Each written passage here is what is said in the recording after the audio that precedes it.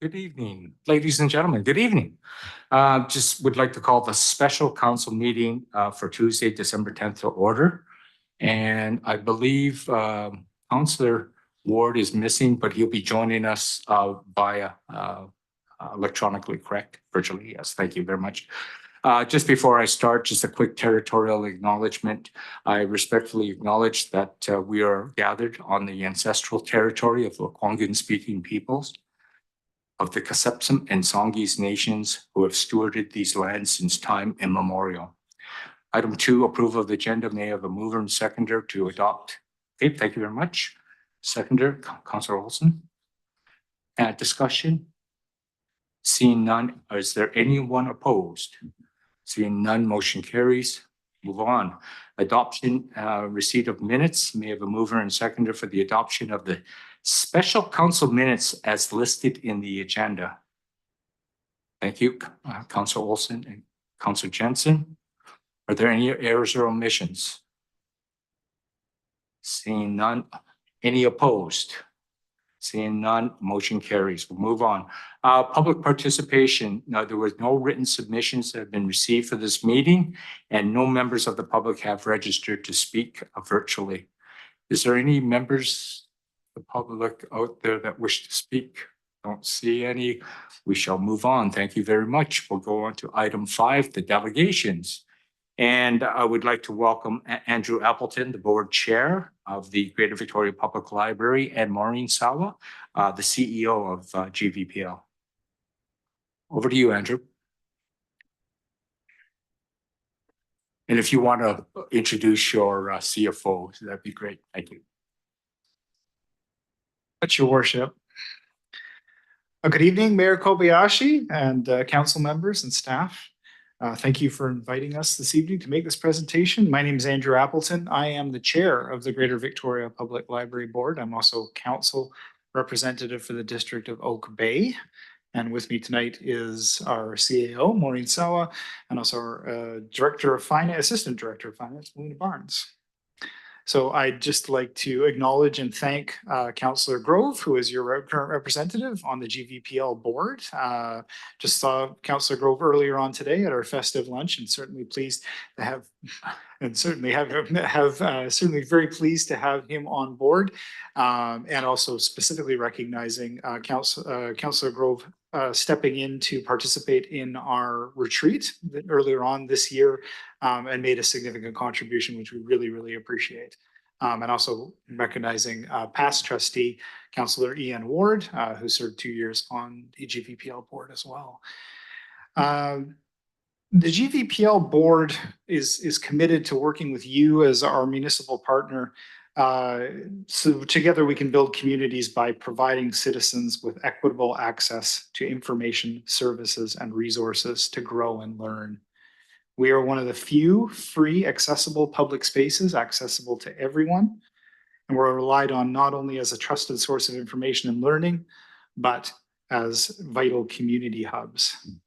And this is a critical time and a very significant time for libraries. Libraries perform a critical frontline service.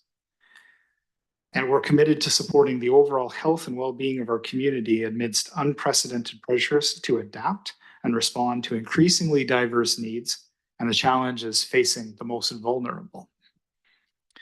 So on behalf of the library board and our staff and the community we serve, I'd like to express my very sincere thanks to Colwood for your support.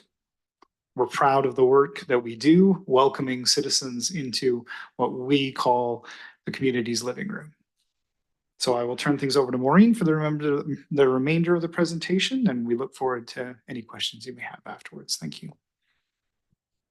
Thank you, Andrew, and thank you very much, Mayor Kobayashi, members of council and staff. It's always a pleasure to have the opportunity to speak to you.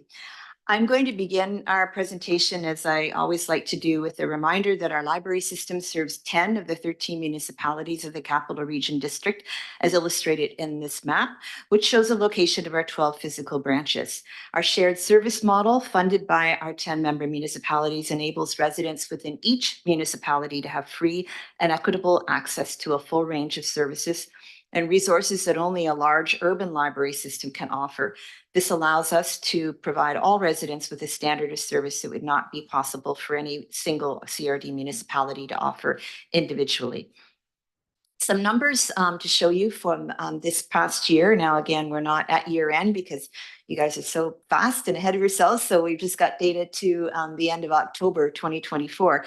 But as you can see, there's definitely an increase in our demand of our digital circulation. It's increased since last year over 23.9% in terms of usage, highlighting the emphasis on digital content and the increasing reliance on online resources.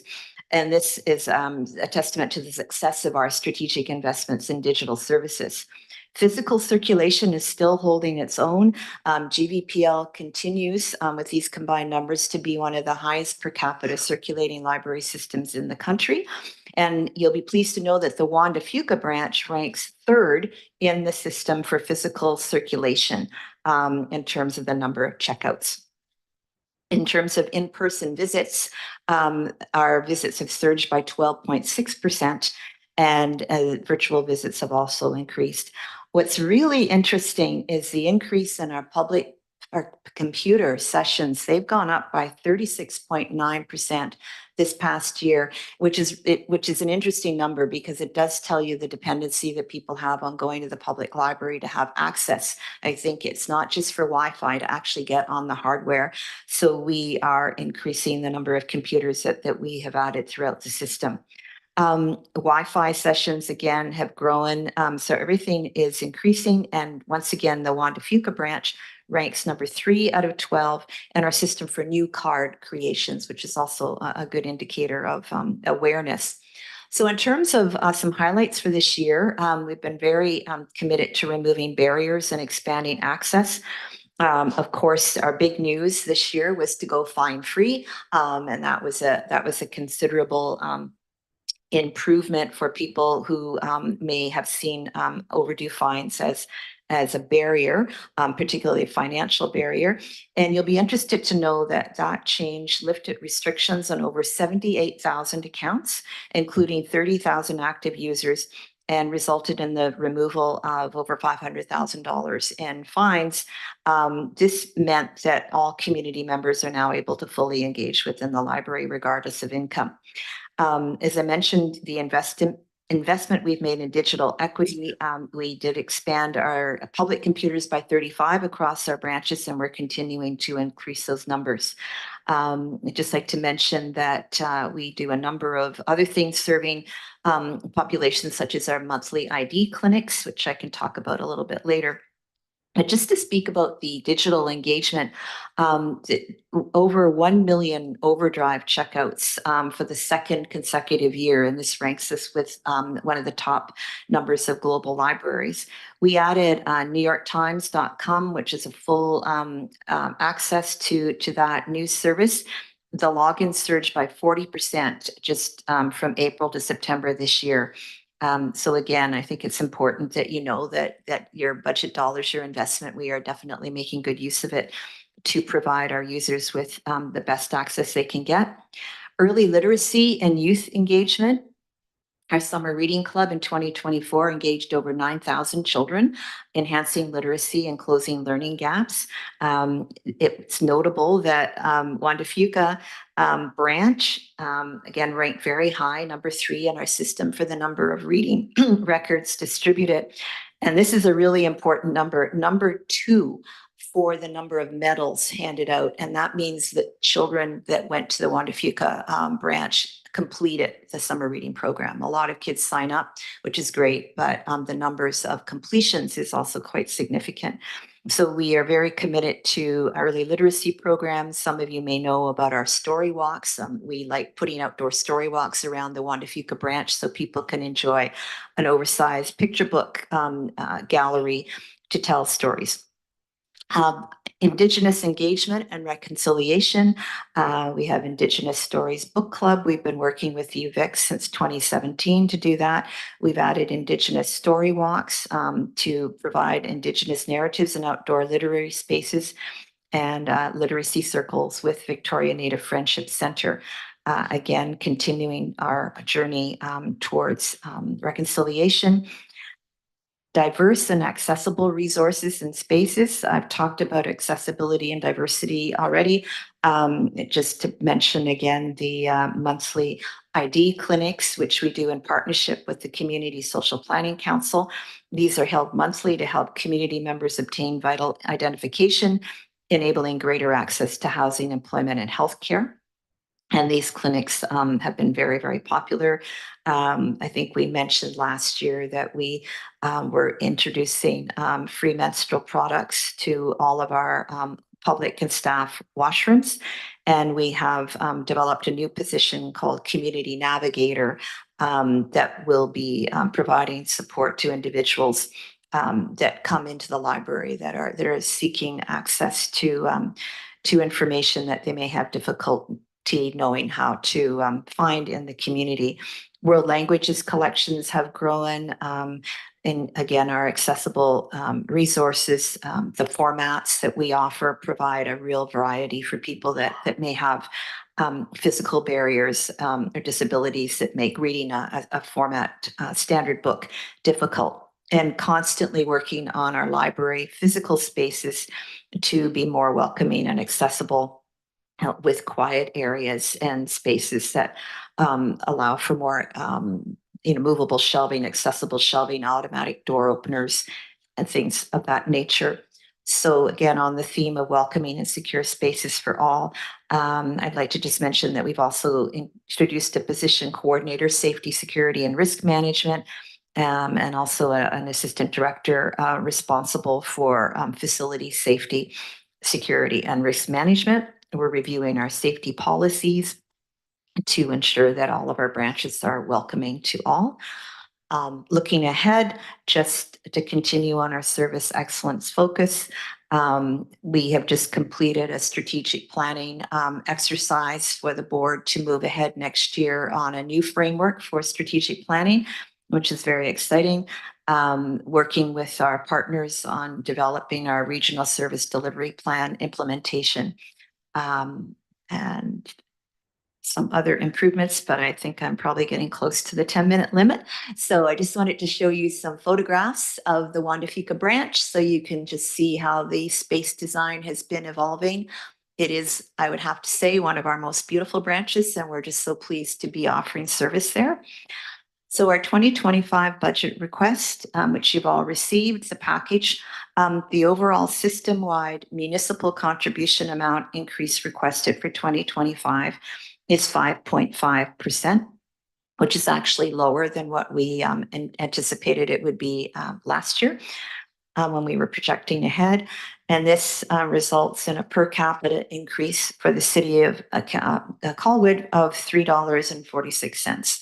Budget drivers include salaries and benefits, library materials, building occupancy costs, and other factors which are described in the budget notes.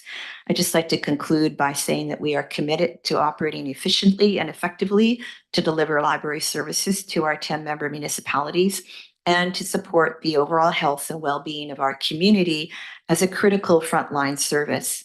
We would appreciate the opportunity to answer any questions you might have. And in the spirit of our board chair, I want to end on a quote after I should show you the numbers.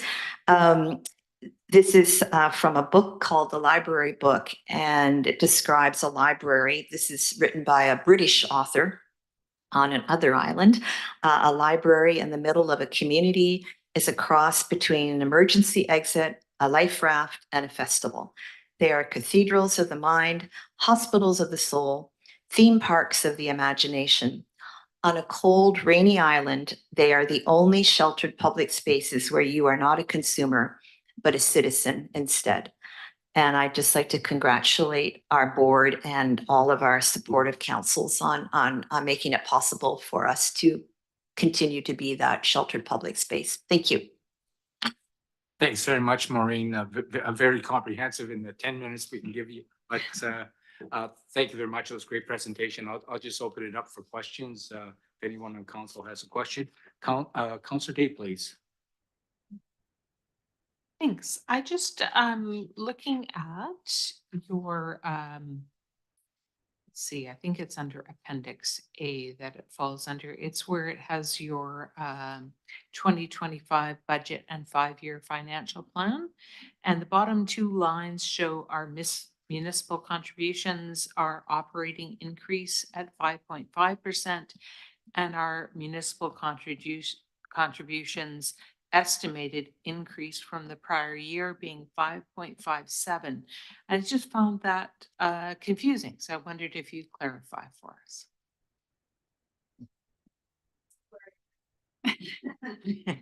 Yeah, we actually added that line in yellow, 5.57 this year. That was the number in last year's budget presentation that was estimated to be the 2024 budget increase. So that was part of the 5-year outlook last year. So we're just showing that we're actually coming in close to the target that we predicted last year.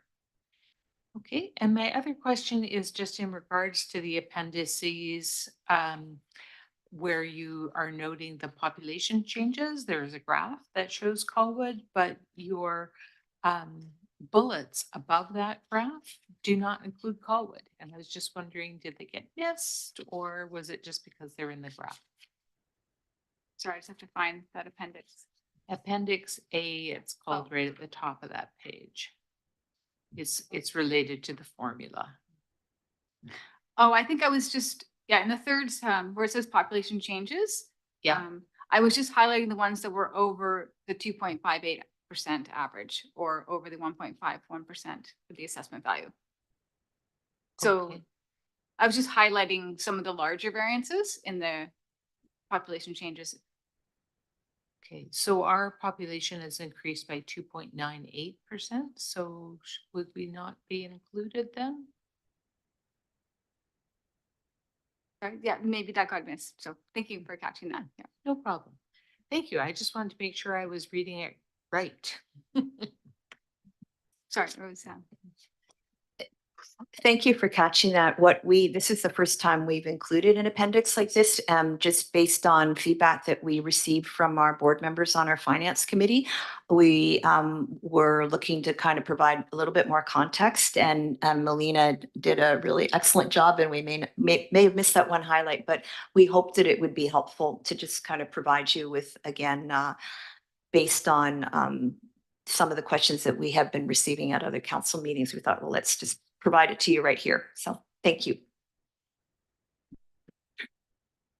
Just one quick question from me. I think it was your second or third slide where you just show the stats of the library. Do you have that actually broken down by municipality by any chance?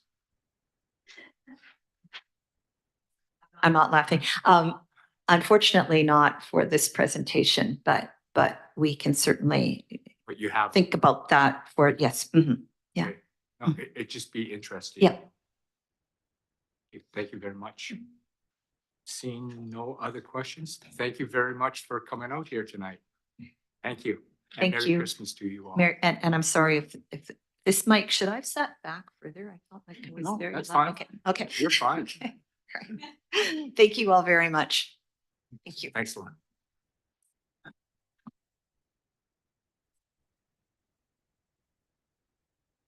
Okay, moving on to new business.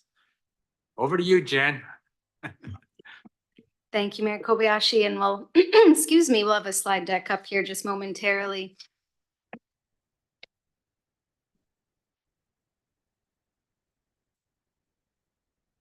And so tonight really is what we consider the beginning of budget deliberations. That said, this city is certainly well underway in the process that we embark upon with respect to updating our financial plan. I would suggest that this process is approximately 6 months, and we are at about month 5. So the approach that we have taken was endorsed by council late this summer, earlier this year. When that approach was considered, we outlined both the timeline, we outlined the process, and we also had a good discussion about some of the financial pressures that we are facing, you know, not unlike many others in the region and throughout the province. So with that context, we then set about to to prepare updated budgets, operating budgets that supported the service profiles that were considered during service review. Coming out of service review, we had received direction from council on where we were maintaining or increasing or decreasing service. That direction has been incorporated into updated operating budgets.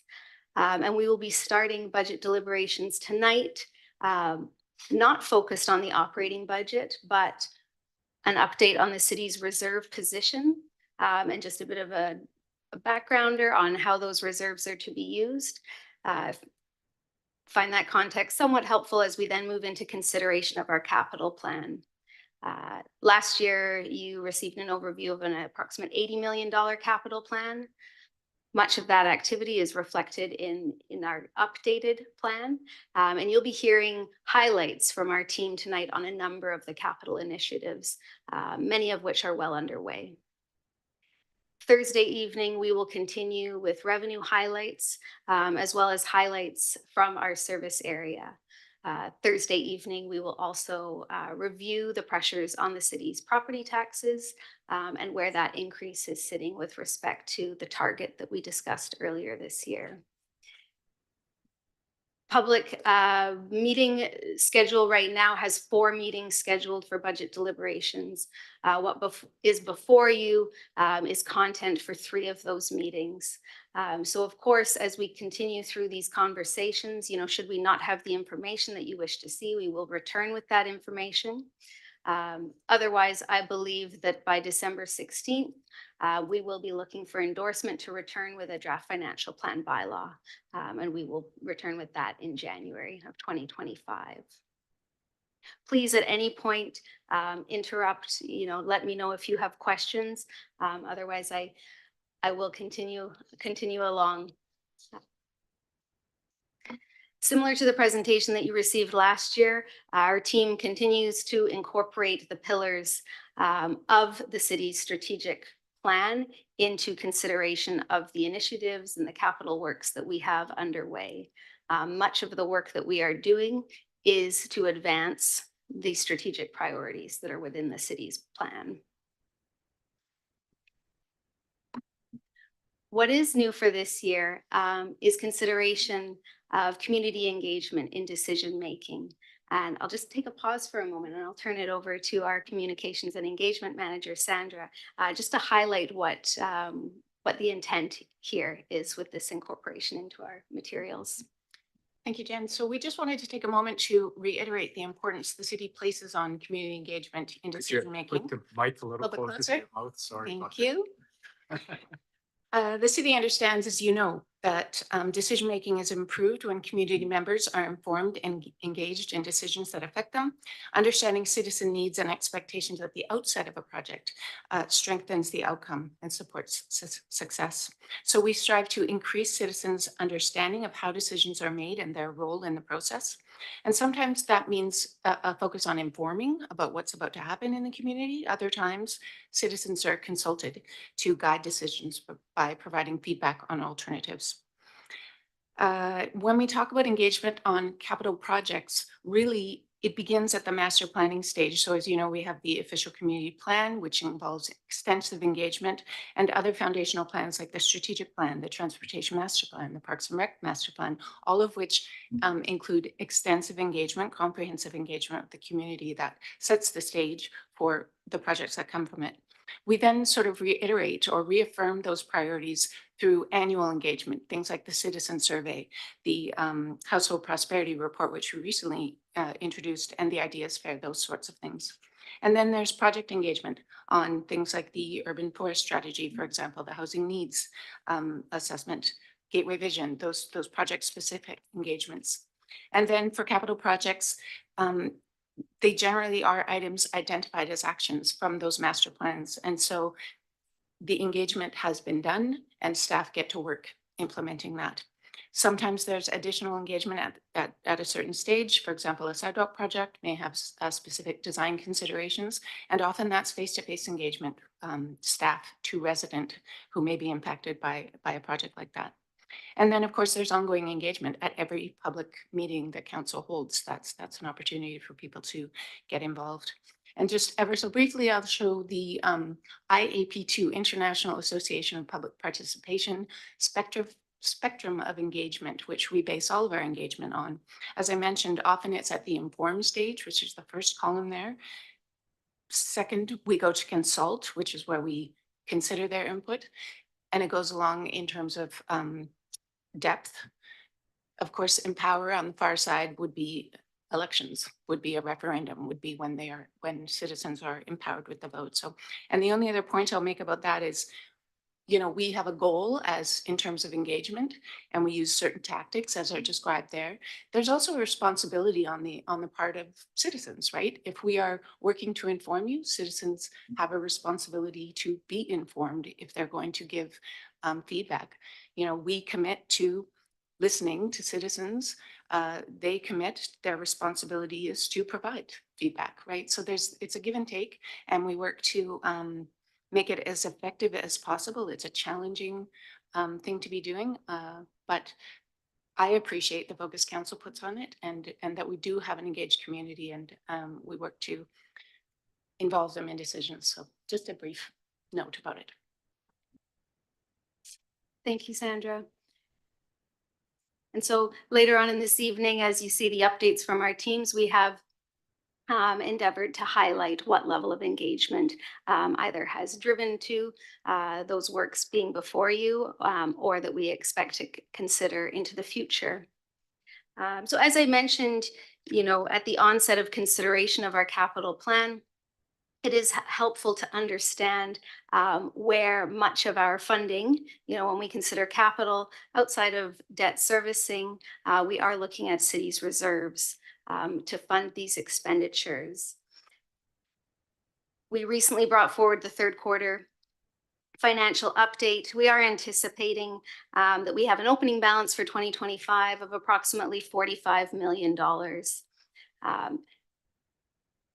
This slide before you really shows the composition of the city's reserves. So about a quarter of our reserves are for purposes of sustainable infrastructure. There's that legend that's on the materials before you, that previous slide.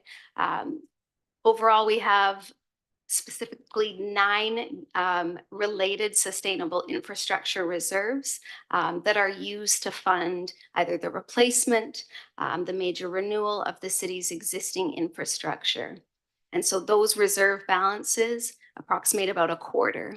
In addition, we have statutory reserves both for the city's community amenity contributions as well as affordable housing. That represents about 16% of the balance, or a little over $7 million. As well, we have statutory capital reserves that represent another 26% of our opening balance. The upper sort of right quadrant, if you will, of the pie chart, those are all reserves that are comprised of developer cost charges. So primarily roads, but also sewer, recently introduced parks. 10% of our balance, or a little under $5 million, that's the city's general accumulated surplus, which, as you've heard from us, does form a funding source for some of both our special initiatives as well as our capital spend. You just explain one of the things, just the RCMP building surplus or reserve fund, and because we're doing this through as a sub-region, right? Through the CRD. So I don't understand why we have this, and then can you just differentiate what that money is actually for then? Thank you, Mayor Kobayashi. That's a fantastic question. So about 4 years ago, as we were gearing up for the tax implications of this facility expansion, the city did introduce a tax increase for a finite period to start to establish some funding towards this facility. As we have continued through conversations about how the community will be financing the build inside of the last year and a half, We now are moving towards a sub-regional service with the CRD. So where those direct costs of the expansion ultimately will be requisitioned through the city and will be subject to annual taxation. And so in terms of the future of that reserve fund, that absolutely is something that we should be looking at, whether or not to continue to set aside funding when we recognize that there is taxation coming to fund the expansion. As you know, we brought forward updates to the city's sustainable infrastructure replacement plan in 2024. We've had some great conversation with committee as well as with council, and that plan remains under update. This discussion point is certainly one that needs to be explored as we bring that plan back. Sure.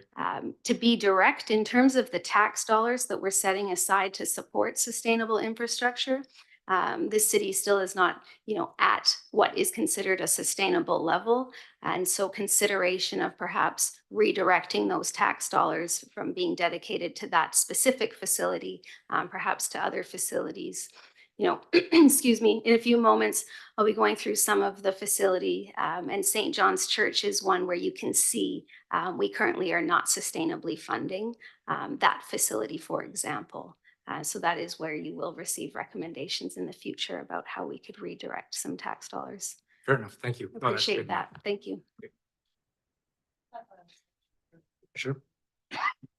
Councillor Day? Thank you. As they are a reserve fund, I would assume that there are some limitations on the use of the funds that we have set aside for the police building. I just wondered if you could remind us about any restrictions. Absolutely. So we have, excuse me, 3 bylaws that speak to a number of our reserves, making them statutory reserves. And so if we were to consider redistributing funds right now for purposes of police facility, the police building reserve that was introduced 3 years ago, off the top of my mind, I don't know that it was made a statutory reserve with a bylaw. It was explicitly discussed through financial planning purposes, and those funds certainly are committed for that purpose. But to be direct, any reserve that is outlined by council bylaw, should we be proposing a redistribution of the funds, that bylaw would need to be repealed, and then use of those funds be reconsidered. We have a draft reserve fund consolidation bylaw. It's number 1984 that has not yet made it back into these chambers. And the intention is that that comes back hand in hand with the updated sustainable infrastructure plan, because those two will be related. And so that council can have a more fulsome consideration of, what our current sustainable infrastructure related reserve balances are, where we believe they should be, and if staff are proposing any internal reallocations of the funding. Yeah, so I just wanted to plant the seed. You don't have to answer the question tonight, but one of the challenges that we have is paying for 911 dispatch services, which is more than we had anticipated. So I just wondered if this was potentially a source.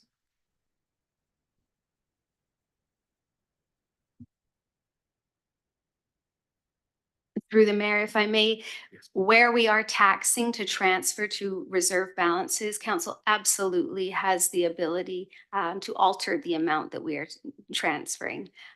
You'll see, currently we're transferring approximately $260,000 of taxation annually to the RCMP reserve. So we certainly could cease that transfer and instead use that tax funding to fund other policing cost pressures, such as the dispatch transition.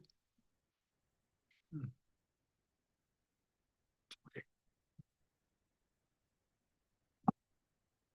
The total budgeted transfer to reserves under the updated draft 2025 plan is just shy of $14 million. The largest contributor, developer contributions.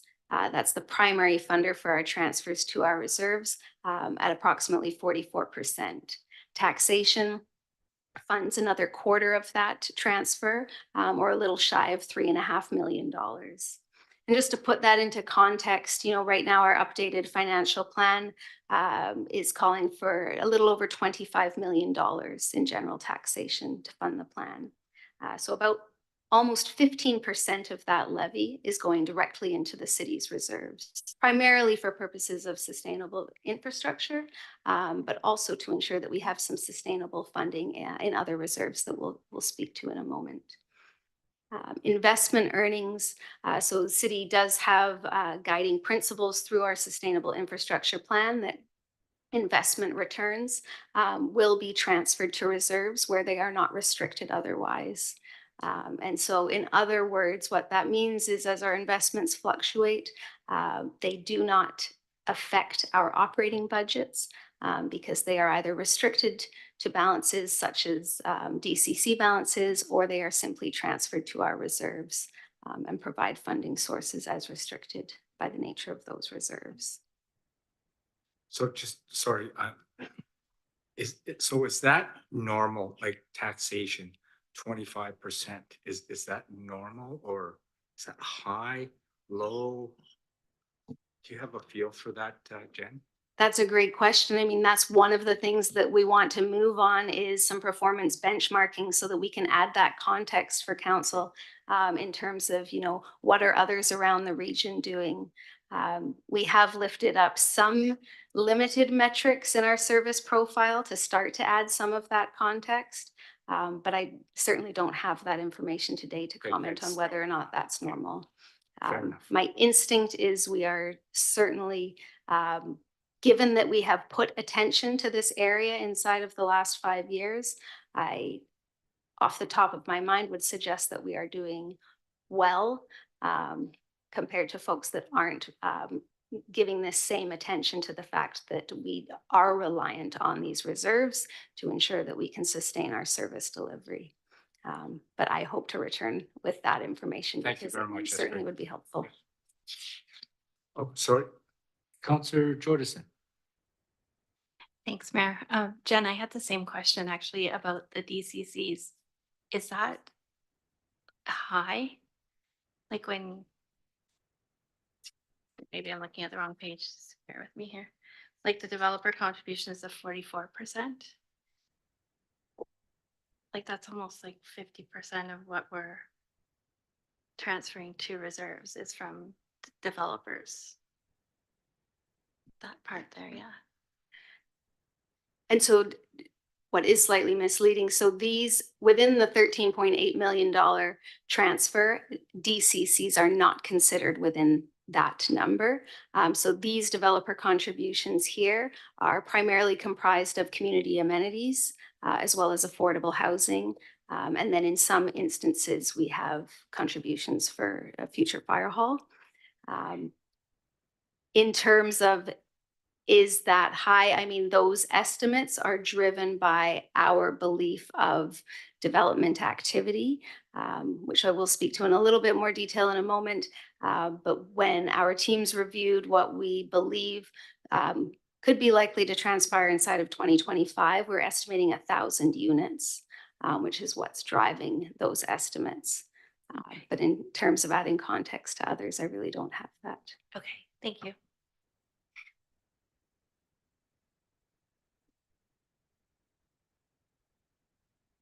And so I really did just speak to this. What we do put a fair bit of attention on is the second line in this slide, which is the transfer of our taxes. We know as a community that every year we are levying a 1% tax increase. Another policy consideration under our sustainable infrastructure plan is that when we consider our new tax base for the community, that we are considering setting aside some of our new tax dollars, again, for purposes of sustaining our infrastructure and ensuring that we can deliver services as our community grows. So this year, the 2025 updated draft budget, we have a little under $485,000 of taxation that has been increased in our transfer to reserves. So specifically, we ensure that we have sustainable taxation funding for any capital staffing positions of which the city currently has 2 dedicated positions. We've got the 1%, which is approximately $222,000. And then the balance there is where we have set aside some of our new taxation, which we'll discuss in a little further detail on Thursday evening.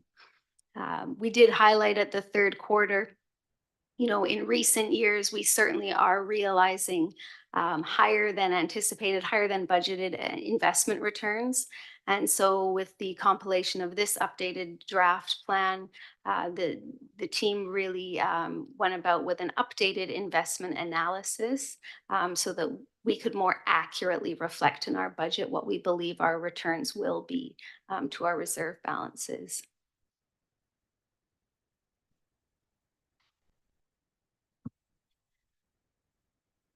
So just moving along with highlights of some of the city's reserves, there was a question that had come up earlier in our process, I think during service review. As we know, we can't budget for a surplus.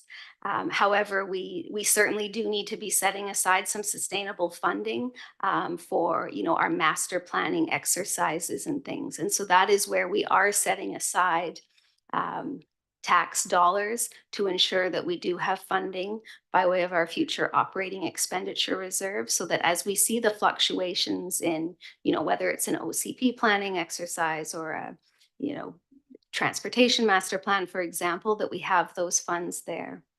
We also highlighted during service review,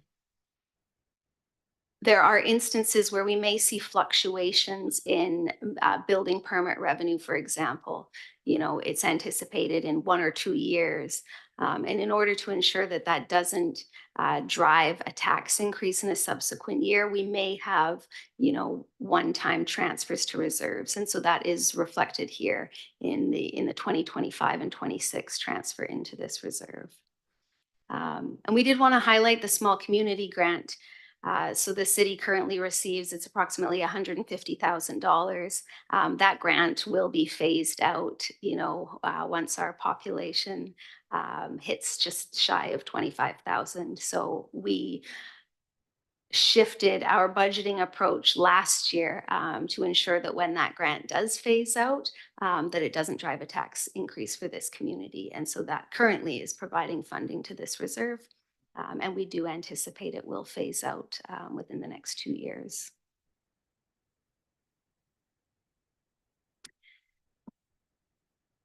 As you know, under recent provincial legislative changes, the city is considering an amenity cost charge program. That will certainly shift how we are collecting charges for the city's amenities, and that will have an impact on the projected transfers. Currently, as council will recall, we are collecting community amenity contributions under an interim fee bylaw that was passed, I believe it was about 2 years ago. And so as we move forward with consideration of our ACC program, we'll also have updated project list, and in turn, the funds that we anticipate with the current development expectations for this community will also be incorporated into expenditures on those amenities.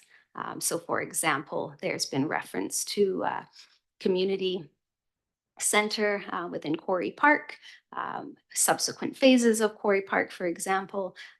Those projects are expected to be funded through the new ACC program, which will be brought for your consideration in 2025.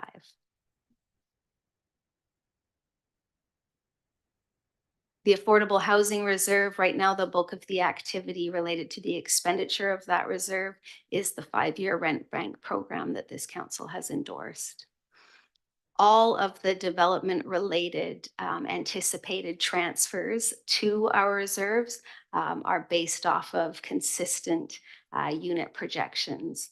So the team has reviewed, I would suggest year 1, we can get a fairly decent sense of what we believe will transpire. And then certainly as we get into year 2 and beyond, it becomes a bit more of, an estimate.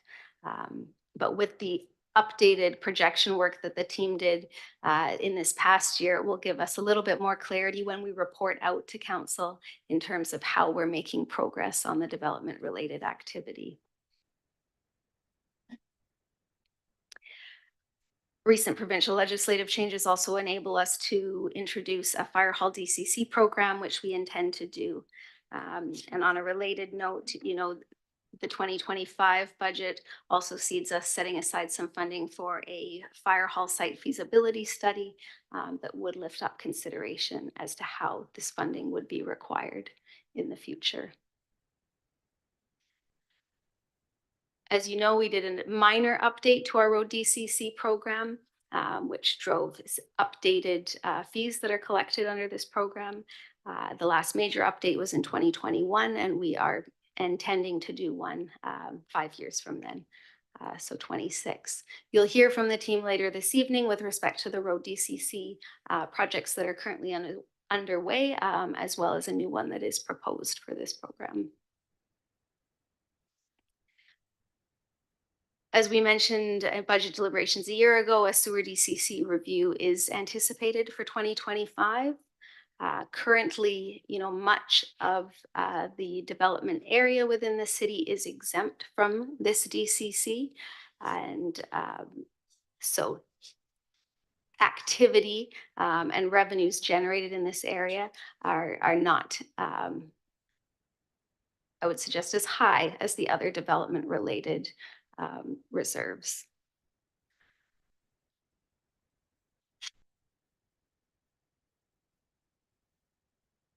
Both a park improvements DCC and a park acquisition DCC have been recently introduced late 2023, 2024 respectively. So as we see activity actualize in these areas, this will of course provide funding for the future Parks Capital Plan. Last year, our Parks Capital Plan was primarily funded through the Growing Communities Grant. And you'll hear from the team later tonight about the works that are underway, as well as additional improvement works that are proposed for the city's parks. But as we start to see these DCCs actualized, they will form future funding sources for that activity.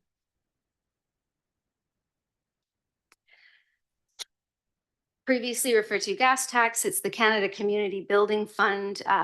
The agreement was recently renewed through to 2034. So this does provide the city with sustainable grant funding. Ours is approximately $1 million a year. And this funding in part will provide annual funding of about $100,000 towards a new capital program that we are introducing and you'll hear about later this evening. With the renewal of the agreement, the eligible funding really has been expanded inside of recent years. So parks, recreation, the eligibility that we can utilize this grant for is certainly expanded from how we were restricted, you know, some 5-10 years ago. Royal Bay Recreation, you know, these balances ultimately have been generated through development activity within the Royal Bay area. Those of you on previous council will recall there was about $1 million contribution that is restricted for purposes of fields within the Royal Bay area.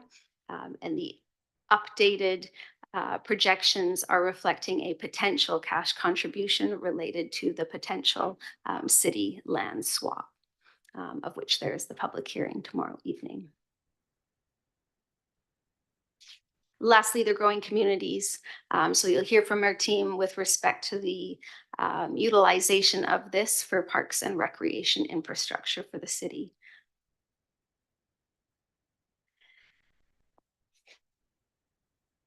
Now we've got, as I mentioned, we have about 9 sustainable related reserves. And this really is an area where, I mean, overall, we are putting in sufficient funding within the short term. However, this is an area where finance does need to return with consideration of the updated sustainable infrastructure plan so that this council can get a little bit of comfort as to do we have these balances allocated between major infrastructure class, as we believe we should. And so that I had intended to get to in 2024, and 2025 should be it. Just a quick question, just on the Growing Communities Fund. For that reserve fund, I know we got the money in cash, like we put it in our bank account, right? So they can't take it back. Nice. But I guess my question is was there a time limit? Did we have a time limit when we had to spend that fund? There was a date provided to give indication as to how we were utilizing the funding. Okay. And Maybe that- ultimately for Colwood, we referred it to the 24 to 28 financial planning process. Okay. And that's where we started utilization of that funding towards parks improvements within Colwood. But there isn't a date the same way that there is with much of our conditional provincial and federal grants, where we are reporting out. And we've been awarded, based on conditions that we've outlined as to how we're going to spend the grant. That isn't the same for the Growing Communities. And my second question is, we never did have a council meeting to decide how we were going to spend it, did we? Maybe I fell asleep at the wheel. Was there one? I'm not sure. Great question. No, you didn't fall asleep at the wheel. We had 3 public council meetings. We had one specifically dedicated to this, where we reviewed results of a survey that was done of council as to how the grant could be utilized. Ultimately, administration did not receive direction, and so we referred consideration of the grant spend to last year's budget deliberation process. And that is where endorsement of some of the grant dollars towards park improvements happened. And since that time, we haven't had any explicit conversation beyond the approximate $2 million that has been dedicated to parks improvements. Later this evening, you'll hear where we are, proposing an additional 2.3. Okay, thank you. Thank you. Sorry, Councillor Day. All really good stuff. I'm just wondering, because I'm trying to wrap my own head around our strategic plan and how it relates with this. I'm just wondering, will we get at some point tonight a look at some of our, how we're progressing on those goals? Because I think it's important for us to keep our strategic plan in mind as we're looking at our budget, because if we believe in our strategic plan, then it should be reflecting. And I just feel like we haven't really examined, how far have we got with our strategic planning. Through the mayor, I appreciate that question. To be direct, no, not. This is not a status update on the progress of our strategic plan.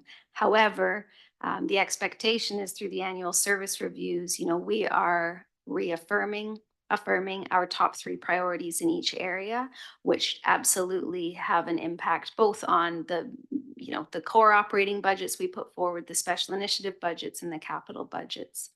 But in terms of a status update on the strategic plan, that is not scheduled for tonight nor Thursday. But certainly, I agree, is something that absolutely should be considered in terms of how we're allocating our resourcing. Yeah, just in our strategic plan, we do have a few data points that we could maybe just pull what we have so far on those. I think that would be helpful if we could, just to try to lay them beside each other so that we put the emphasis in the areas that maybe aren't getting as much attention when we get through this budget process. The big ticket items have a tendency to be quite greedy with the air.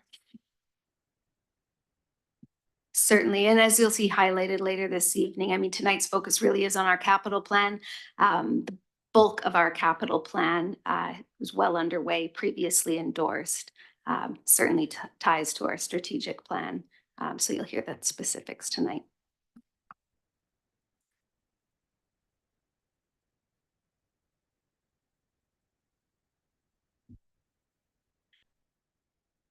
This was an example just on the discussion earlier with respect to the policing facilities sustainable reserve.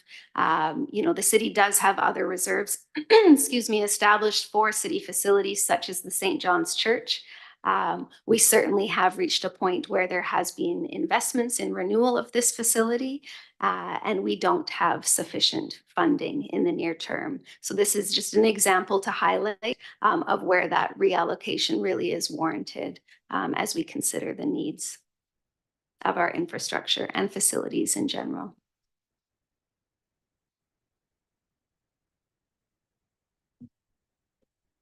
And so with that, that really is the overview of the city's reserves. And now we will be introducing the updates to our 5-year, $76 million capital plan. And we will start with a review of the $18 million plan for our roads infrastructure. And I believe I will be joined by members of our engineering team.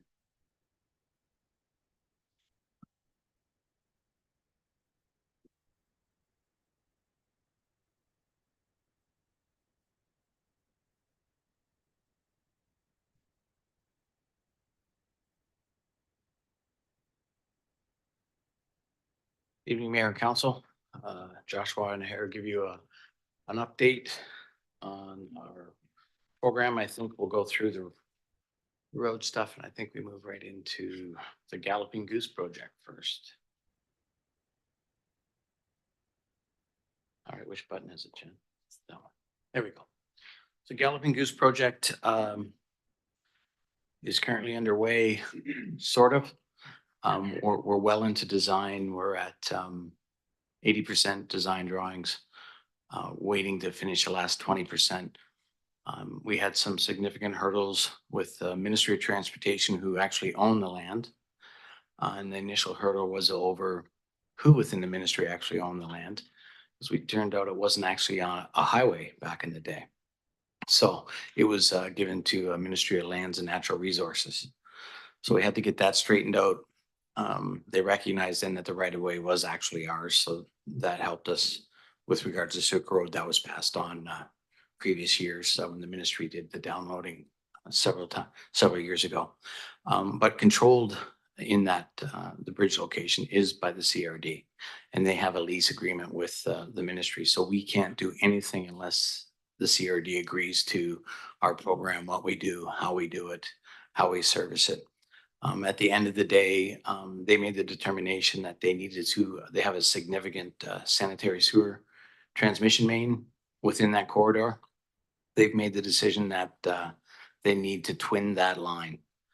Initial discussions, they asked the city to take care of that expense because we were causing the need with regards to the infrastructure. Through negotiations, it was agreed that that would be a CRD expense. But it does require their approval and their authorization with regards to design of that twinning and then the actual construction of that twinning. So we have entered into an agreement with SureSpan, who is our contractor for the bridge. They will do those works. Currently, that design is sitting with the CRD, and they are reviewing that design. We are currently told that they'll approve that design by February. Once that design is approved, we will then find a contractor through SureSpan to get that work done. They'll probably sub it to somebody, get that work done.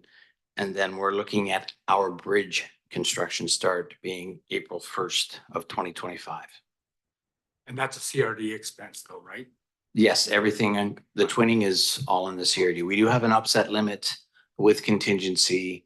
And if there's some extraordinary expenses, then we can change that upset limit if we can justify those expenses. So that shouldn't be an expense. And it's now currently slated that we should have the bridge completed by December 1st of 2025. That is the April of 2026 is when the bridge has to be done. So that gives us some room to I think that's the original plan too, wasn't it? December 1 year earlier. The dates are the same, the year's different. Councillor Day?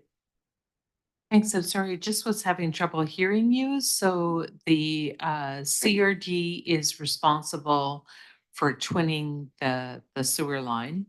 And you said something about our contract and contingency. So what would that be for? So within that sewer program for the twinning, there's a contingency amount that the CRD's agreed to as an upset limit of, I'm not sure of the exact number. Do we have an exact number? 450,000 approximately is what we think the twinning of the line with contingencies are. If the twinning of that line were to exceed that amount, we would have to justify that excessive amount for the CRD to agree to pay that excessive amount. So for instance, we've asked them to do, to save some time, a less substantial geotechnical investigation. Our feeling is that whatever, when it comes to geotechnical work, where you do the work, they can tell you what's going on. Where you don't do the work, you can be surprised and it doesn't count. Either way, you have to react to that construction issue that occurs. So we're quite comfortable that if we run into rock and we have to blast, then that's a justifiable expense, and therefore you can change the cost of the contract and it'll move forward. So we're moving on with that procedure of an agreement. We don't anticipate to see anything change from that, but it does leave us comfortably exposed, I would call it. So the city's exposure in that case would be to do the work necessary to justify additional costs to the CRD? Correct. So if we encountered rock and that was, say, $100,000 cost because they had to do a bunch of blasting, we would then have to prove to the CRD that we encountered the rock and that we need the extra 100,000 to blast it out to put the pipe where it's supposed to go. And in that case, then they would approve that expenditure. So then it would be a granted expenditure. Thank you. Councillor Jordison. Thanks. I just had a follow-up question in regards to that. Is there anything that can be done to move it along quicker? And I guess my question about that is if SureSpan, like, are they able to, they bid on a project that they were supposed to have done by now, probably, or well into it, right? So do they have the bandwidth to work around that and to start the work when it's whenever it happens? Like, yeah, that's what I'm worried about. That's a valid concern, Councillor. We have had those conversations with SureSpan. They are anticipating that what they're looking at design-wise, construction-wise, won't be impacted by the pipe design. One of the reasons why we're doing the installation of the sewer pipe with SureSpan is to ensure we don't get surprises like that they're part of that process. And if a pivot needs to be made, they can make it. But they don't want to do that last 100% design just in case we encounter something geotechnically with regards to the pipe excavation that might change, say, the size of the abutment or the size of a pier for the bridge construction. So we'll wait to see the pipes installed. Once it's installed, that's why there's a bit of a lag between construction of the pipe and then construction of the bridge, because then we'll do that last couple of, I shouldn't say couple of hours, but the last pieces of the design to finish it off. But it's anticipated the design will be where it's intended to be, because we've dug in that area before in the close proximity, because the pipe is close to the previous pipe that was already dug up. So we're aware of the area. So we don't anticipate anything to show up for that. Thank you.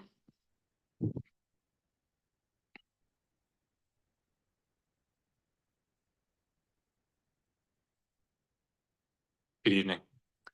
This next project we actually have the right of way for, so we're hoping that we don't incur the same issues, but VMP and Carindale intersection. So this is a project we brought up in our last year's financial plan. Some good progress happened in 2024, but ultimately, am I too close? No? Okay. Ultimately, we feel this is quite linked with our TMP work and some of the cross-section work that we're doing. So inside of the presentation tonight, the next slide actually will show an option which would influence this design. So the ultimate cross-section as approved right now for VMP and the 30-meter right-of-way shows the bike lane and sidewalk on both sides of the road. In working with our consultant and considering the corridor overall, there's a few options that present themselves in a unique way that are really suitable to this area. So you'll see the larger cross section that's shown here sort of coined it the VMP alternative cross section. It just shows a 4-meter multi-use path on the one side, and that would be significant cost savings over the entire corridor. Also, a reason for it is the minimal connections along VMP. We really just have the Carindale intersection, a few other intersections along the way, but not a bunch of single family homes or driveways to businesses or anything like that. So we feel this, having it on the one side of the road, being able to sort of meander and work its way with the geology and typology in the area, hopefully do a larger sort of landscaping plan with more trees, get that pedestrian and cyclist movement away from the busy VMP, would be really advantageous. Plus the cost savings we estimate right now very early is about $500 per lineal meter. And this is nearly 2 kilometers. So the entire corridor could see a savings of about $1 million, which is quite significant.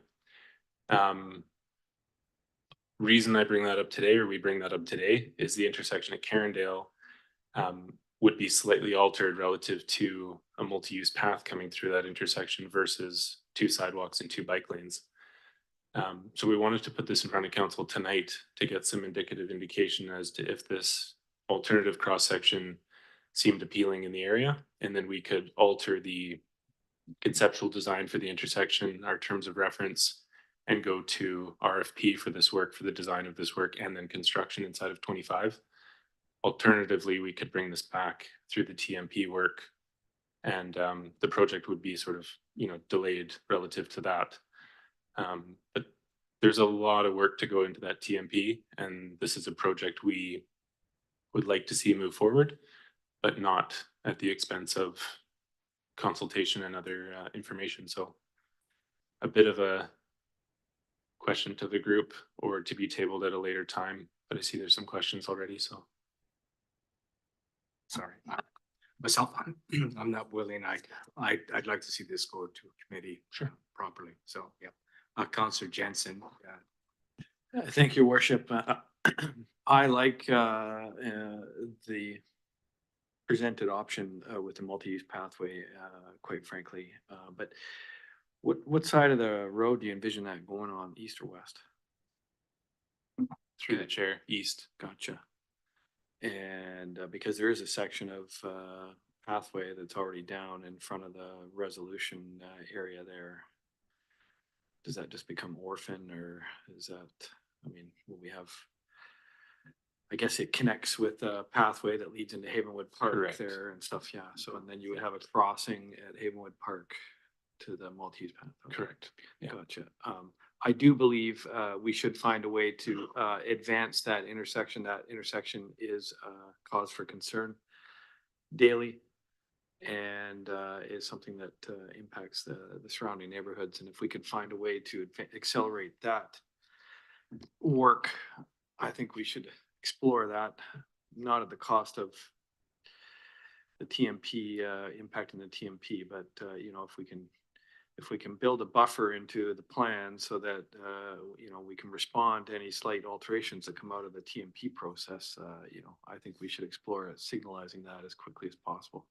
Yeah, if I may, through the chair, I think that there's always room to pivot. It just becomes a change, and when you have a contract in place, it's a change order, which almost always results in a higher fee and a delay in schedule. So that's why we try to get ahead of it now.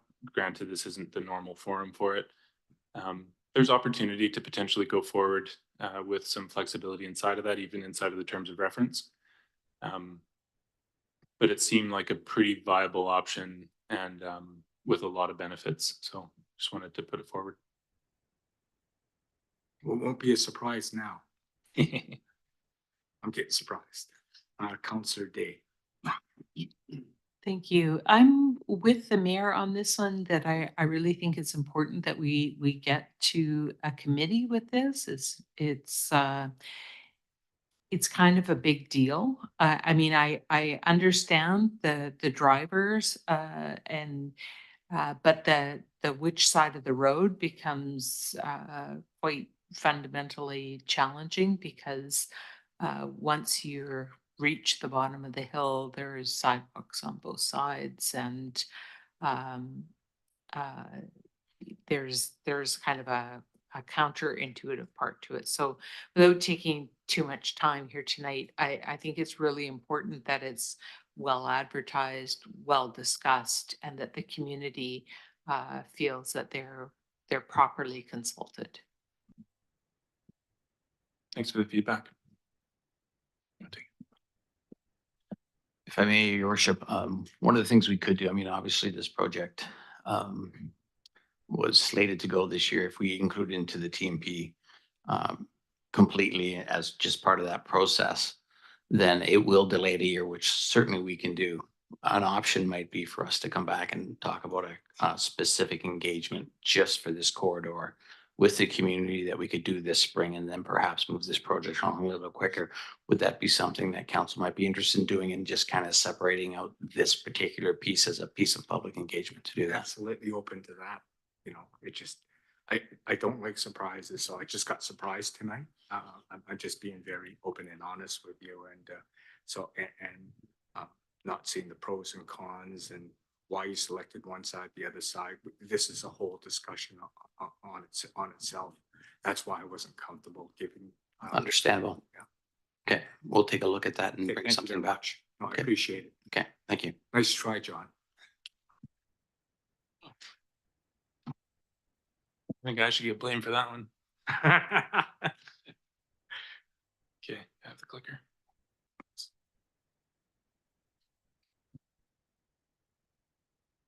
So previous slide kind of ties into this as well.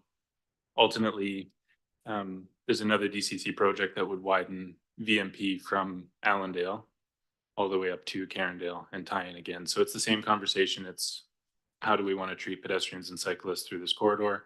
I would put the caveat again of a lot of the projects that engineering is putting forward right now make sense relative to the TMP today and the model today.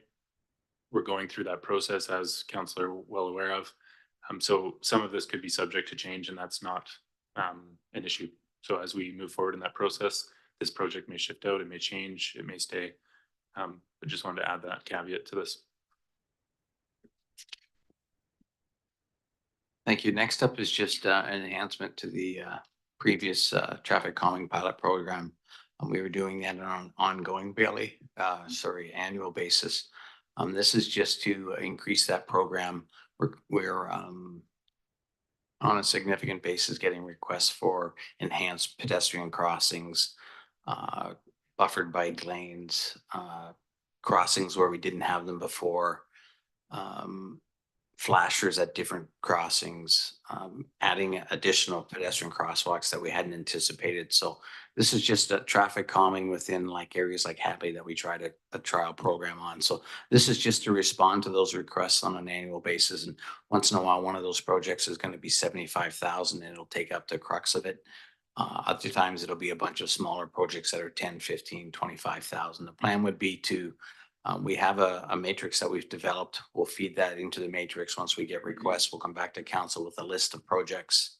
And then council can kind of take that list and then say, oh yeah, let's move forward on that list. And then this will just provide that funding so it can be done right away, as opposed to waiting to go through the process, budgeting at the next year and so on. So it allows us to be a little more reactive to requests as the public comes forward with requests. Sorry, just for some context on the slides too, I'm noticing relative to Councillor Day's question before around strategic priority pillars. In this slide and all of our slides, you'll see the pillars reference. So it's just a point of reference: environment, well-being, and infrastructure. For this one, as we go through, you'll see those pillars and the link back to the strategic initiatives. That one he should get credit for. Next one is the transit improvement program. This is just an ongoing program that we have with transit. Generally speaking, on an annual basis, they provide us with 2 shelters to place. We generally look at the stats for onboarding and offboarding with regards to our busiest locations. And then depending on where that location is and what that need is and where we have to bring power in for lights and so on, it can change at different times. So we currently allocate about 40,000 a year for that. We're gonna start looking at the program and see if we can kind of do a schedule through 5 years and see what those spots look like and see which ones we can do. Wait, I have a quick question. So what is our responsibility with bus stops? And I'm not even too clear on that myself. Would you say these are improvements, right? But like, what is the BC Transit's responsibility and the municipal's responsibility? Just clarify that if you could for me. Technically, we're not responsible to enhance any of those stops. It is based on our OCP and our TMP and what we're trying to do with regards to alternative modes. Transit tries to support that because obviously their onboarding numbers increase as the bus stops are enhanced. Typically, if somebody has to wait 15 minutes in the rain and it's a rainy day, they'll get in their car. But if they can wait 15 minutes in the day and actually sit under a bus stop, then they'll be more inclined to use it. So sometimes it's about lighting, sometimes it's about providing trash receptacles and other things as well.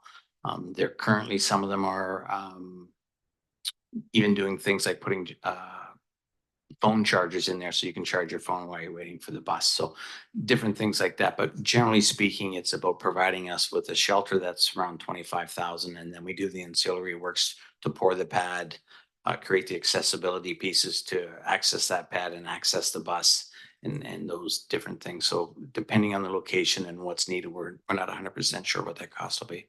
Thanks for that clarification. Councillor Day? Thank you. Just wanted to mention that E-Transit itself doesn't always understand the delineation between what's our job and what's their job. And I've looked at it quite a bit because I was on the Accessible Transit Advisory Committee at times over the years. And one of our jobs is to paint the curb red so that people don't park where the bus is supposed to pull up. But I think this is another opportunity to engage with our citizens about where shelters are needed. One of the places I keep seeing quite a few kids catching buses is at that Carindale location. And with changes coming, it's something that we might have an opportunity, I guess is the best answer, to delineate where the bus should park because it's quite close to the intersection. Yeah, we do have the ability to shift the bus stops as needed.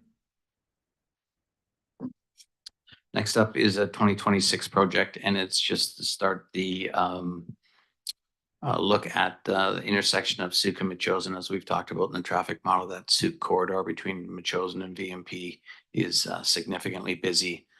And as we've discussed in the model, it looks like there's room for traffic models. So this would be part of our TMP process to kind of get a conversation going about traffic signals or a roundabout at that intersection, and then in 2026 design it and build in the future. It's currently not in the 5-year plan with regards to the build. The next project is again traffic signal upgrade at Mount View and Suk. It's in the 2029. It's currently just a pedestrian crossing, and it's in 2029 for now. And again, once we get through the TMP, we'll figure out where it goes, and it may end up getting extended or remain in the 5-year plan. Thanks.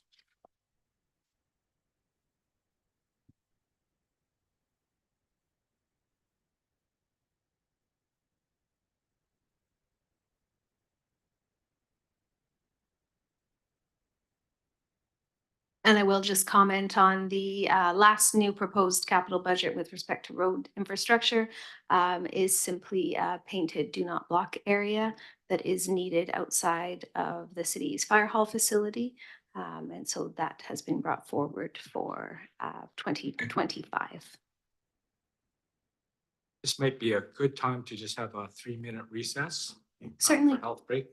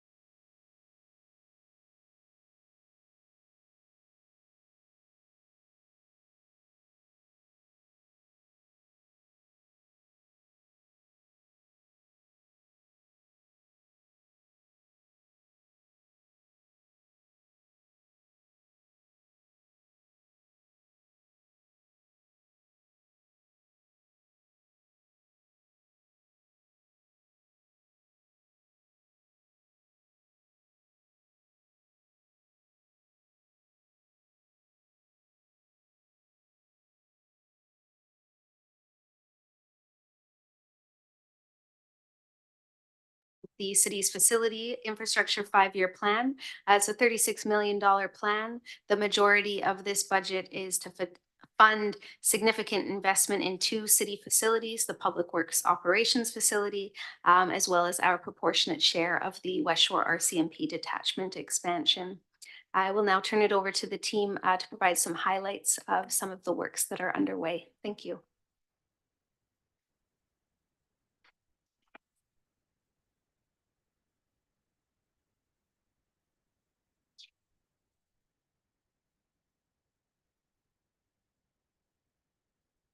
Good evening, council. Yeah, so first one here is our 170 Goldfinch addition. The addition to the existing building at 170 Goldfinch that includes 2 public universal washrooms and a community space that can be used similarly to Emery Hall. The washrooms are also able to be accessed from the inside of the existing building, increasing the occupant load potential for existing lease space. We're just talking about it right now. Actually, we should be excavating as early as next week and hope to have this completed by the end of summer.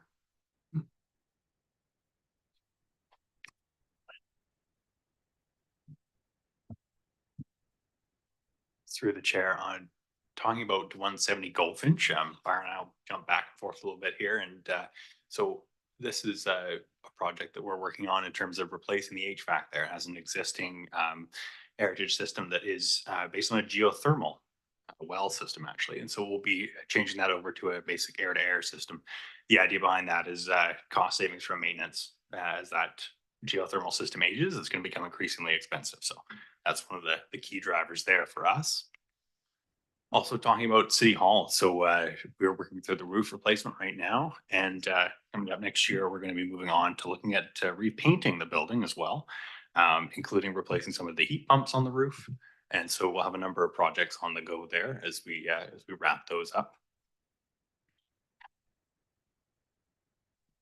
Moving along to the Public Works Operations Facility. So we are deep into the schematic design phase at the moment, looking at the various functional elements of the building and working through that with Kinetic and our design team. And so we'll be reporting back next spring with more information about that facility and information about a CCDC 14 contract. One of the things that's come up this year that we're looking at as a cost savings measure in the long run in terms of alleviating some of those utility costs, rising hydro costs, is solar panels, 2 facilities. So City Hall and also the Public Works Fleet Building. So a bit of a different size. Like for example, City Hall has an 800 amp service, so it's quite a significant service. Our hope here is to offset, 50 to 70% of the hydro usage and get us back closer down towards tier 1 wherever possible and help alleviate those long-term cost pressures. With the fleet building at Public Works, it'll help to basically reduce some of those heating costs. It's not a very efficient building to heat. And so if we can cover as much of that through solar usage, that would be ideal. And then moving on, we're also working with the fire hall on a roof repair. So there's an older chunk of roof from the oldest section of the building that is definitely in need of replacement. And that was something that was identified in an earlier budget. And one of the amazing things that Byron and I have had the privilege to do is work with a local roofing consultant who does a lot of work for UVic and public entities around Greater Victoria. And so he's worked with us at this facility and we're basically looking at replacing significant sections up to 2/3 of the roof. This will dovetail nicely with an HVAC replacement program there as well, because those HVAC units are aging and many of them are on gas. So this will be an opportunity to convert those to an electric unit. And also it'll happen nicely with the roof replacement ideally so that we're not disturbing things unnecessarily twice. Thank you, Byron and JR. I just one quick question. I've always meant to ask that what's the life expectancy of the fire hall? I know Brian knows what it is.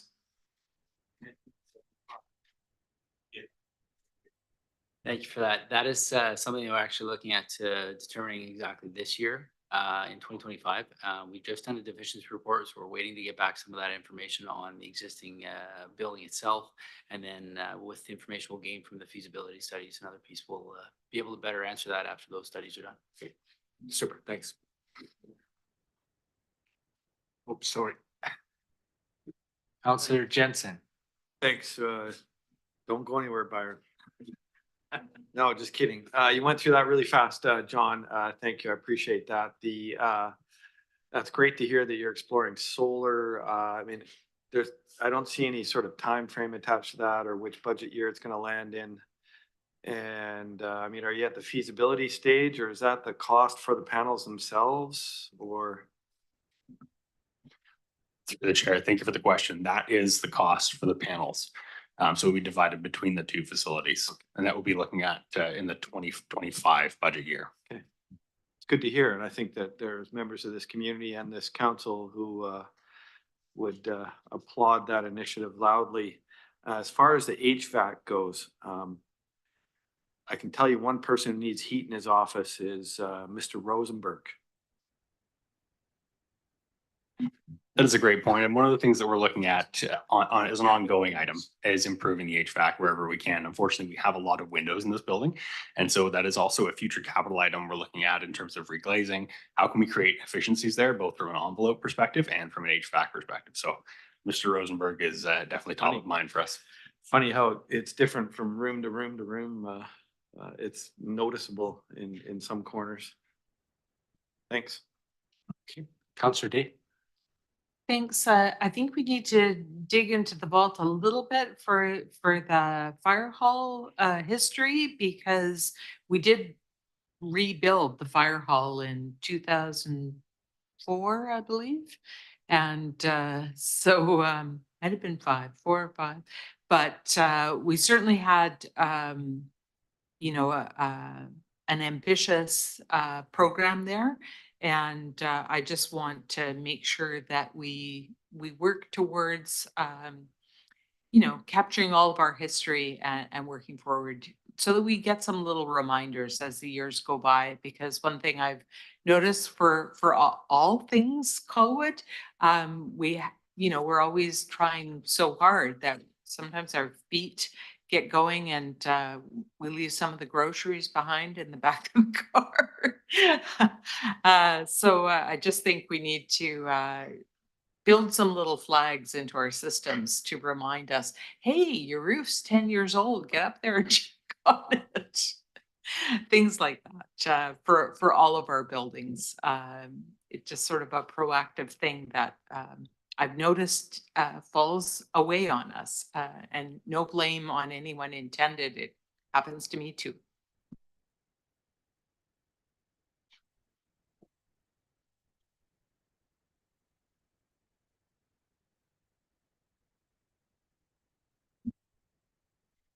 And with that, I'll turn it over to our CAO for a status update with respect to the West Shore RCMP detachment expansion. Good evening, Mayor and Council.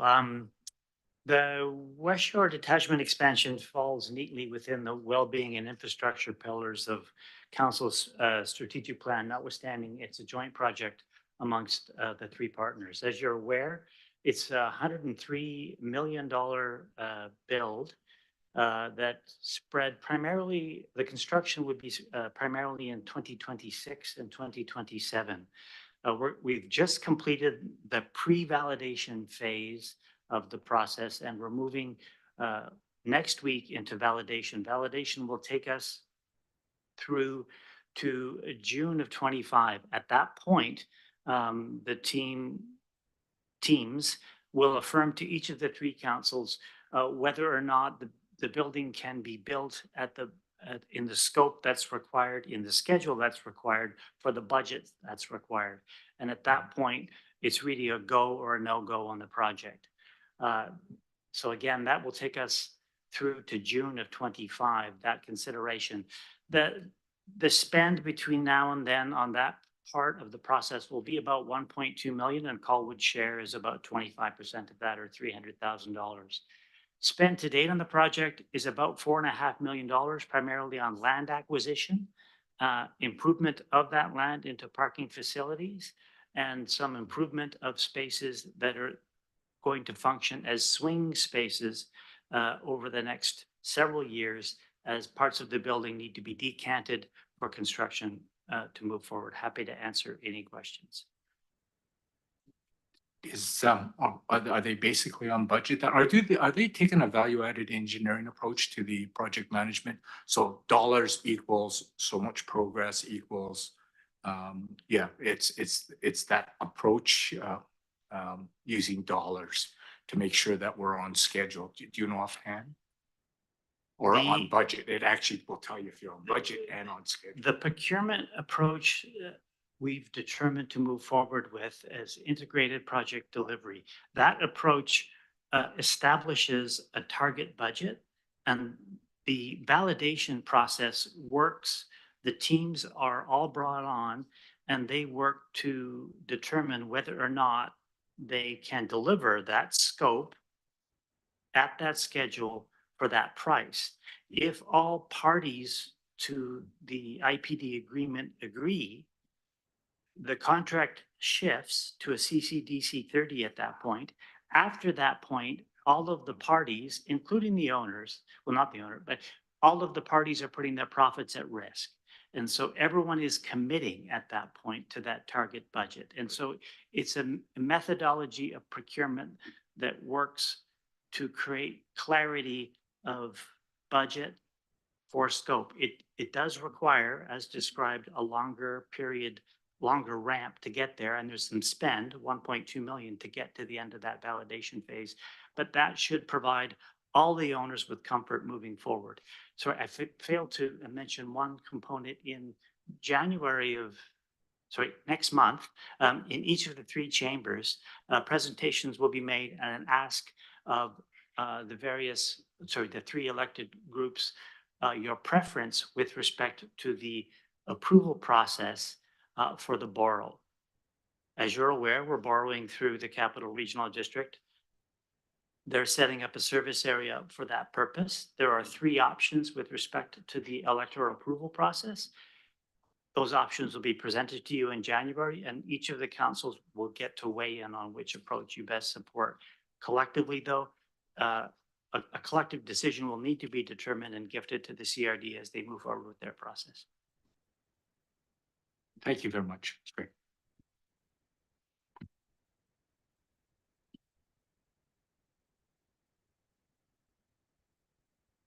Thank you, and we'll now continue with an overview of our Parks and Recreation 5-year capital plan.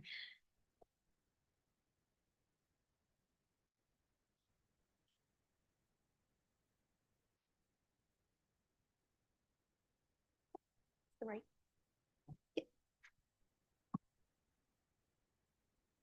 Good evening, Mayor and Council. For the Parks Capital Plan, we'll start with the Colwood Creek park design. This is part of the Growing Communities grant that was already put towards this program. This is the redesign of the Sunridge Valley side of the park. This is where the splash pad, playground, washroom, picnic shelter, the upgrade of all the trails through there. The management plan had called for paving those trails. And then, of course, the upgrade to the fields there from the fields that they are now to a more park-like setting, and not as natural as they are now. We have done a few pre-park research with some designs and that sort of thing. This one's from the management plan, but also just looking at how we can set up the washroom, new splash pad, playground, and picnic shelter. The trail connection, this is to enhance the trail connection from Sunridge Valley to Belmont Market area and at the Galloping Goose. Right now, that is a, for lack of a better word, a little bit of a sketchy trail there. It needs to be, we're looking at, maybe including lighting that as lighting through there,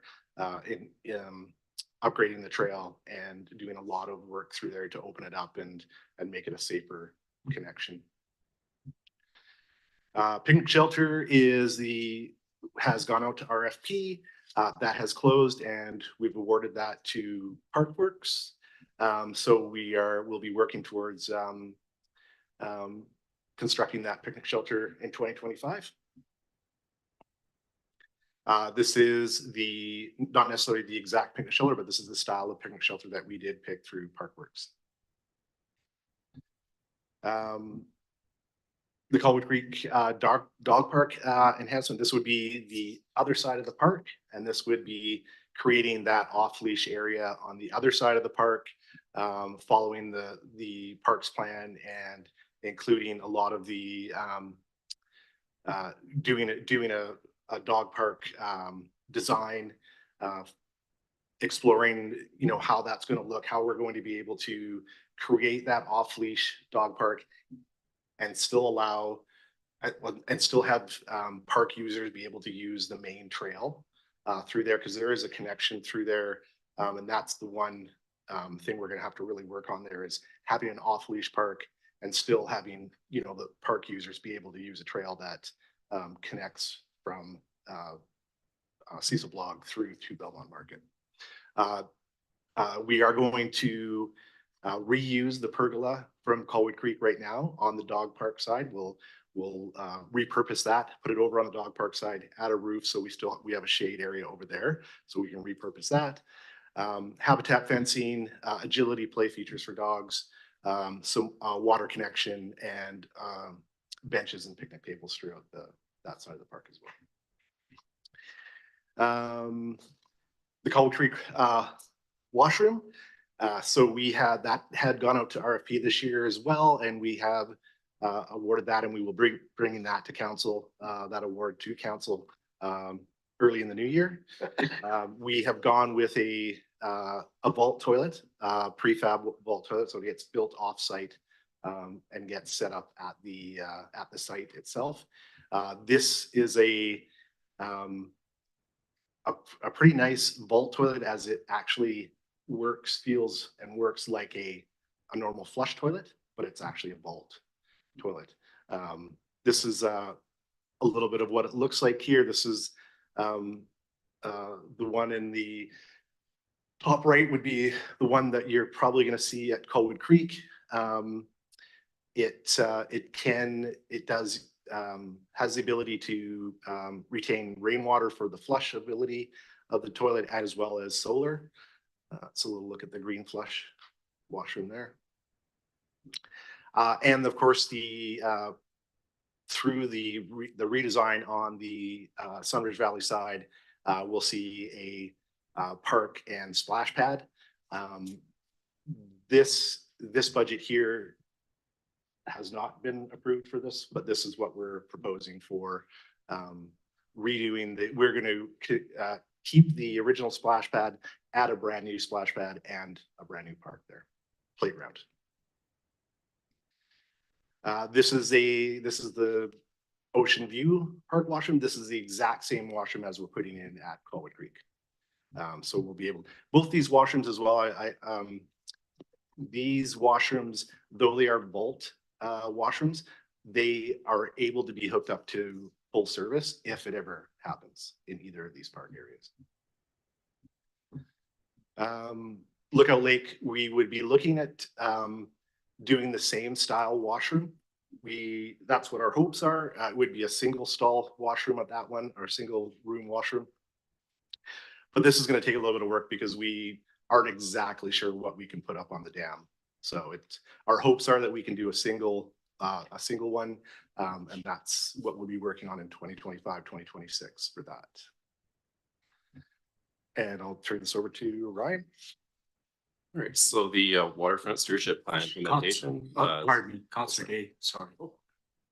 Sorry, I just wanted to ask if the design choices would be coming back to committee for the for the parks upgrades. Just seemed there's a lot of choices being made, and I thought the community should be involved. Yeah, I mean, we did do a lot of, like, all of these park improvements come from the park management plans, which was quite a bit of engagement with those. But the actual, like, the plans or the designs for the park on the Sunridge Valley side, the dog park design, all those will be definitely coming back to committee and then for recommendations to council.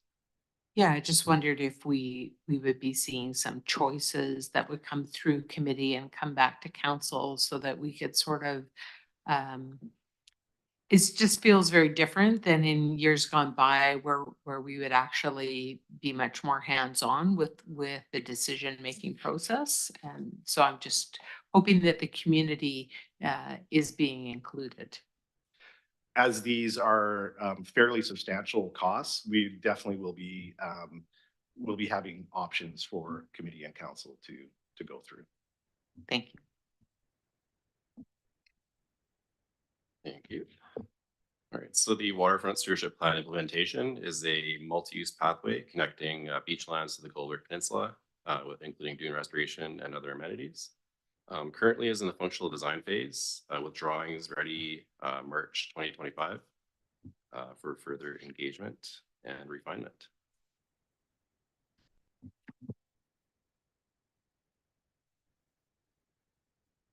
This is the Havenwood Park improvements. So this year for Havenwood, we'll start the park improvements for Havenwood. This will start with the trail plan for Havenwood.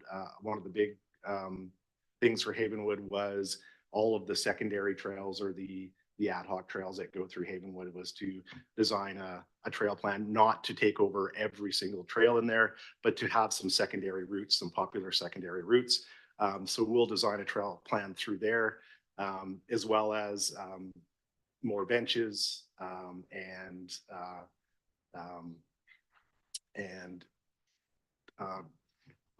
garbage cans, and then a boardwalk that will, if the trail plan goes through some of the areas, there's definitely some wetlands there that we'll need a boardwalk over. So that was part of the parks management plan as well.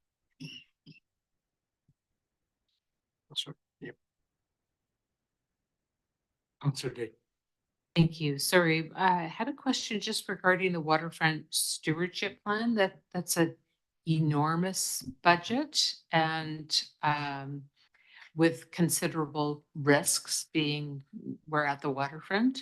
I'm just wondering where the decision points will be for that. Well, thank you for the question. So once the functional design is ready for public viewing, it'll go through committee and then recommendations to council from that early in the year. So probably late March, April. Great, thank you.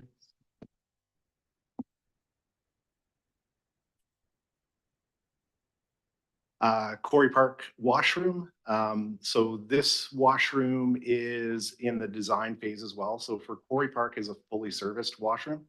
As well, this is a community park and quite a large community park focal point for Colwood as a whole. So we're looking at this one. We are going through the exercise of doing it as an actual Colwood washroom design and build. The costs for these washrooms are more than what a bulk toilet would cost, but we definitely want to make sure that we're putting the right building in for Quarry Park. So we're going through the design for that, and that will definitely come to council as committee and council as well for that washroom. The one in Meadow Park right now, that's a Gablecraft one, right? The one in Meadow? The two washrooms in Meadow Park? Yes. That was Yeah. Gablecraft. Yeah.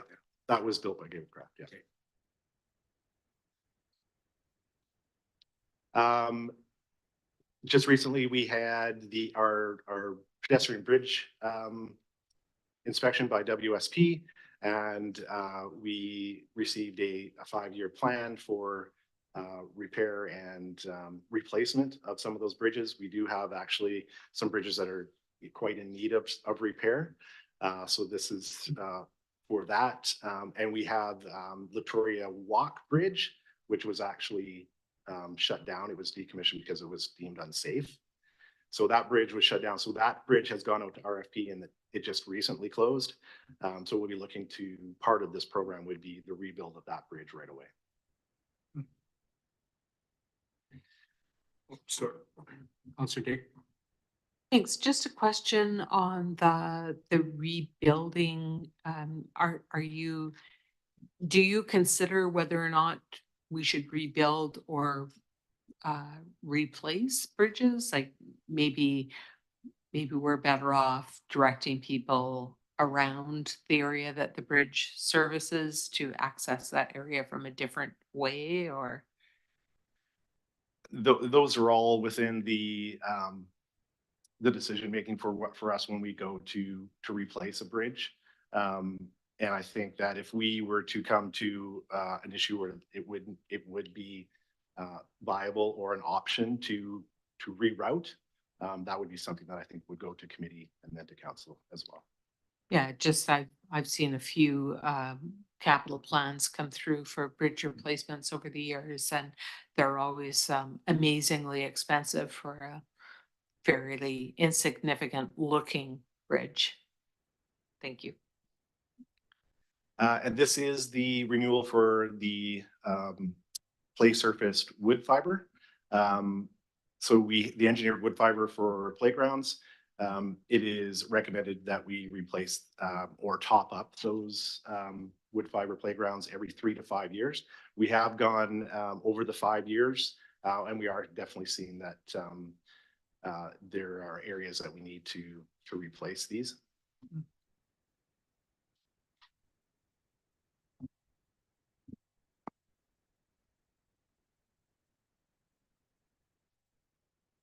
And with that, we'll move along to highlights of our fleet infrastructure plan. The majority of this spend is with respect to replacement or renewal of existing fleet. And I will turn it over to JR to lead us through some of the highlights here. Thank you. Okay, starting with the first item we have here is a major repair budget for some of the public works trucks. And one of the things we've noticed over the past 3 years is sometimes through our annual maintenance and inspection program, unforeseen expensive repairs come up. And so this is to help deal with those. So we're not having an overly negative impact on the operating budget.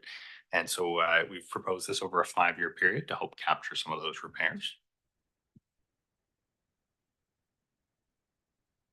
The next item we have here is the replacement of our one of our light duty fire vehicles in our 2016 Tahoe.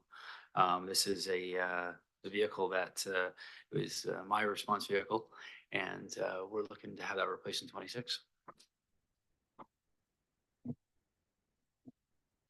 There's also a request for a new pickup truck for public works, an EV pickup to help deal with some of the expanding park infrastructure that we have and to cope with that maintenance work. Additionally, there's a longer term plan for our fleet of electrification, which would see a budget in 2025 to get that to larger service so that we could actively begin looking at that long-term electrification picture. So that would either be a 400 amp 3-phase service or 800 amp service, somewhere in there. And so that's part of the capital plan for 2025.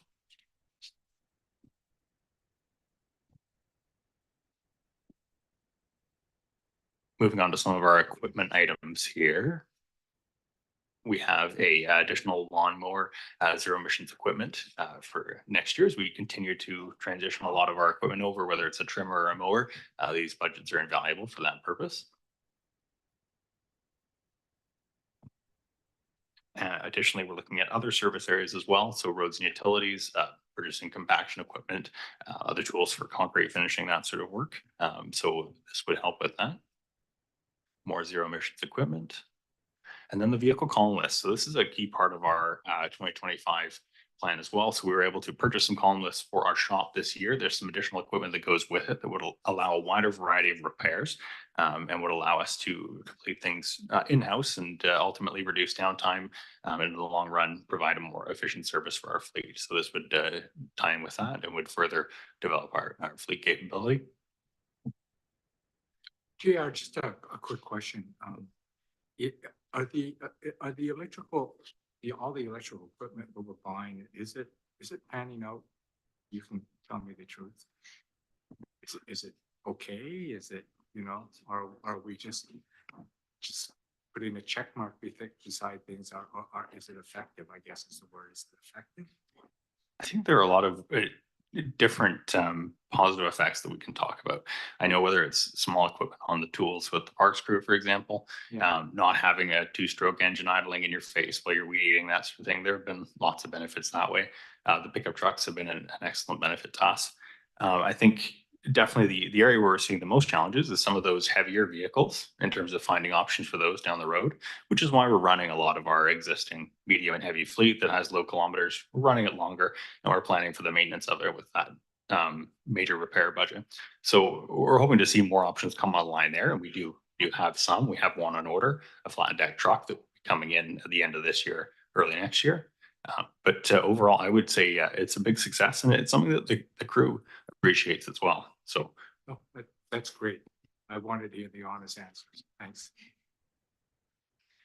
Excellent, thank you. The next one here is a new piece of equipment for the fire department. This water rescue craft that we're looking for is will aid in our current water rescue program. Provides a little bit more versatility with the rapid deployment craft and improve our response to some of our inland waterways.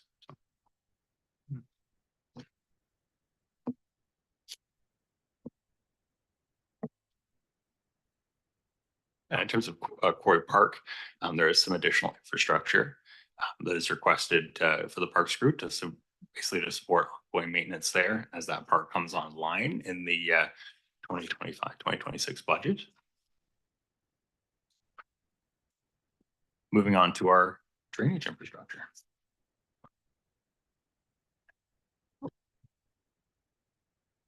And sorry, I'll just pause. Sorry, Councillor Day, sorry. Okay, no, I totally understand. No, We just didn't seem to talk about the zero emission lawnmower. Did I miss something?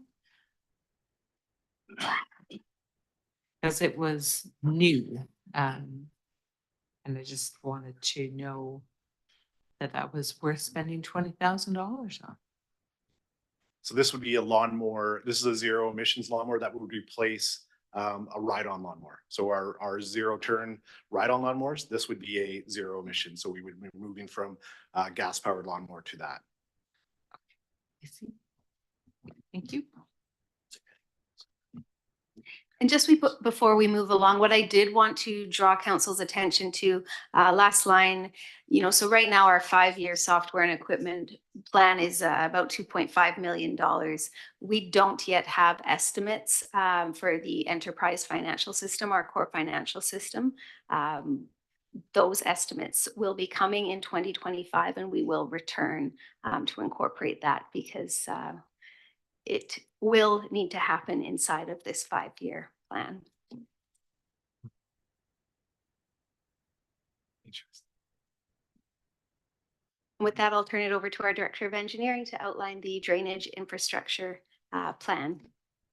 Thank you. This is just a 5-year program for projects that are currently listed in our stormwater master plan. CISO blog in 2025. We were originally hoping to do that work in 2024, but we've had quite a bit of interest in that area, VMP and Souk Road, which is where that project is from the development community. We currently have a pipe that's slated to be replaced as part of that program that currently goes through existing properties, and we have statutory rights of way. We're looking to work with the developer to cost share that, to remove that from that property and then go around and out into the rights of way so that we can get it out of people's backyards and out of current backyards, and then keep it in the right of way, which would be better for us. And then we'll cost share that with the development community to keep that a little cheaper. And then 26 would be Fulton, which is upstream of that. And then we've got some work to do on Kelly Road, and then some culvert replacement on Souk Road. So that's the 5-year program, just existing pipes that are being replaced and changed out over time.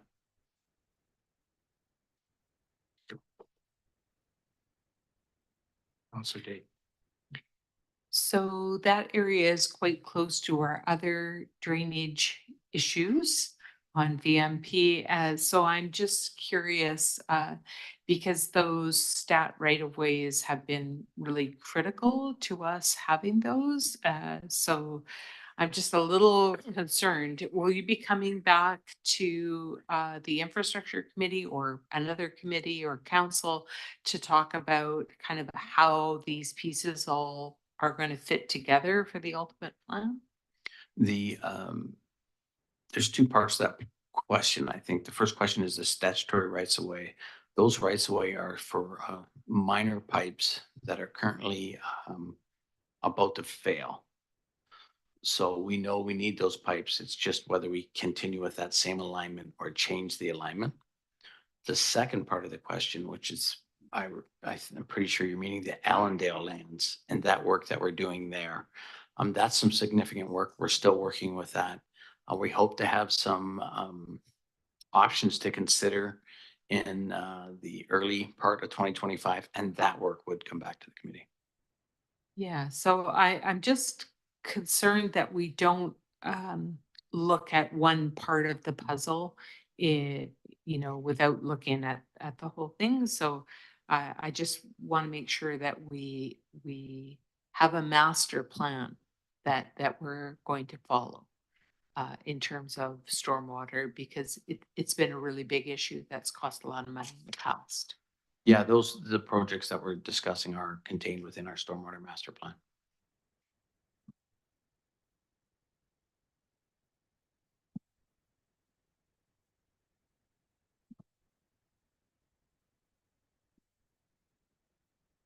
And last but certainly not least, the 5-year plan for our sewer infrastructure.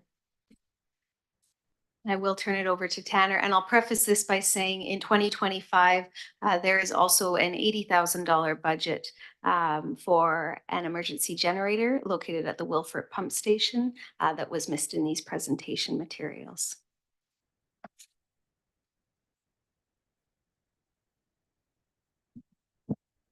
Thank you, Jen. Good evening. So this slide is just stating what our plan is for the 2025 pump replacement capital program. It does state in the slide that we've identified the pumps for 2025, and we're looking at receiving pricing. So since this has been drafted, the RFP has moved ahead and we have awarded it for next year. When we see these types of purchases for pumps, not something we can just buy, locally, typically at a regular store. So there is a 12-week lead time on these pumps. So if we get ahead of it now, late into Q4, we may be able to see these early, if not Q1, very early Q2, so we can start on the replacement sooner than later, which we plan to do. This year, there's a little bit more to it than simply just replacing 2 pumps at the station. We are looking to retrofit the station, remove the style of pump that's in there to sort of cohesively add a different style of pump so that all our stations are starting to look more uniform. So that project will be going ahead hopefully early spring for 2025. And as Jen mentioned, there is one other capital ask, and that is for an emergency generator at Wilford Pump Station. So some context for Wilford, if you're not aware, it's sort of sits in behind the casino. Access is poor. And what we saw in particular last year when we had some power outages, and then as traffic signals also went out, we saw traffic back up. There was an accident, so there is some storage, pipe storage at that pump station, but it's getting increasingly difficult to respond quickly to that area in particular. And with the vicinity of Millstream Creek in the back there is also concerning. So in an effort for emergency response, we are asking for capital ask for a generator to be added to that station. We're also seeing influx as that station, as that catchment is growing as well. So it's another concern that we want to make sure that we stay on top of if we can. Counselor Day, go ahead, please. Yeah, just, it's an environmental concern there too, right? Being very close to Millstream Creek. And given that, our Triangle Lands vision, will significantly increase, is this a good investment at this time? Or will we need something much bigger further along?